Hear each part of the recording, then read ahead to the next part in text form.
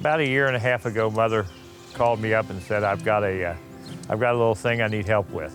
And that's how she always starts. But about a year and a half ago, she realized she was running out of space.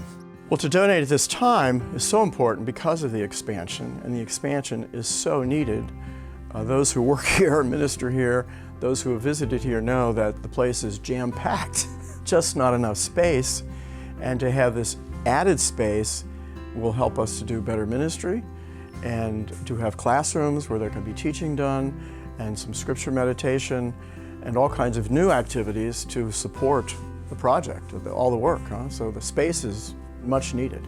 We recognize at the Butler Foundation that people come into the mission with their hands empty, but they're heavily burdened. They may be stressed about a job, worried about family members, children, grandchildren.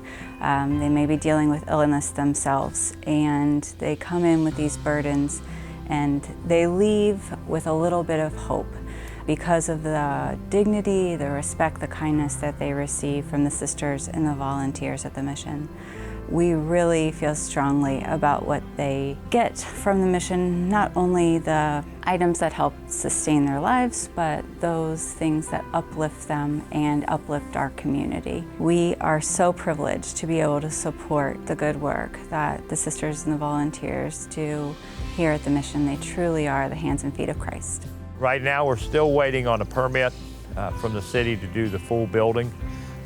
We've had to resubmit 4 times. Each time we've submitted to the city, they've come up with new issues that they want resolved, which added a good number of money to it. Rose Garden changes lives. Rose Garden changes the lives of the neighbors. It changes the lives of the visitors who come to help volunteer. It uplifts our community in a way that you can't by volunteering somewhere else. This is a Christ-filled place.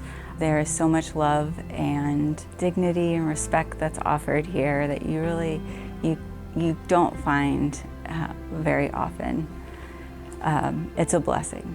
For me, it's a great blessing to be a patron of this wonderful ministry, to support the work being done here with my prayers and with some financial contributions. What's being done here is truly marvelous. I think it's a great feature of this mission that so many ministries are provided under one roof at one location. And relatedly, that so much of the ministry done here is by the sisters, of course, and so many volunteers who've been here for so many years. I think that provides a great sense of security and really gives familiarity to the people who come here for help. That familiarity, that closeness, that security is something, of course, that many of them are thirsty for. And so I think for many, this becomes a kind of a home, and the care that's given here is so very personal. The original estimation was about $475,000 for the entire project. With the changes that the city have made, we're probably looking upwards of $600,000. Volunteers and visitors alike come into the Rose Garden mission and are accepted as a family member. They're treated with love and dignity, and they're given the things that they need. Maybe not always the things that they want, but that's how it is in a family. You're directed and loved as God would direct you and love you here. This is a family.